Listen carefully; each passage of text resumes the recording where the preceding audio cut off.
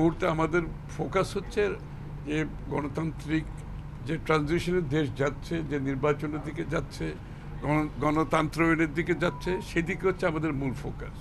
আর যারা করেছেন সেটার উত্তর ওনারা দিতে পারবেন, আমরা দিতে পারবো না।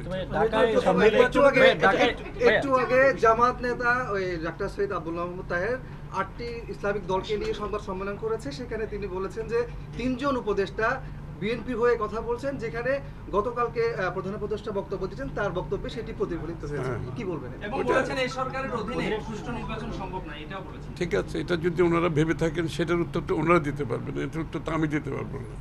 উনি যেগুলো বলেছেন এটার উত্তর কেন বলেছেন ওনাকে জিজ্ঞেস করেন, এটার উত্তর তো আমি দিতে পারবো না। আচ্ছা, গণভোট নিয়ে যদি একটু বলেন, নির্বাচনের দিন গণভোট সম্পর্কে জটিল প্রক্রিয়া এখন আমরা তো শুনে বাংলাদেশের সবচেয়ে বড় আজকাল জনগণের চাহিদা একটা গণতান্ত্রিক অর্ডার ফিরিয়ে আনা।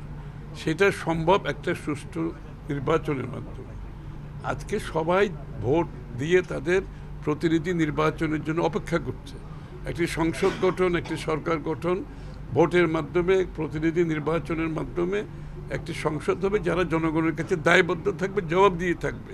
এই বিষয়টা বাংলাদেশের গত 15-16 বছর ধরে অনুপস্থিত।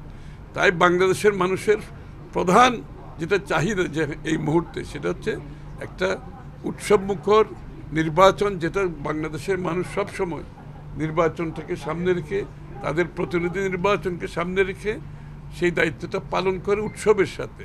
বাংলাদেশের মানুষ সেই অপেক্ষায় আছে। অন্য কোনো ছোটোখাটো বিষয় নিয়ে আমাদের সময় নষ্ট করে লাভ নেই।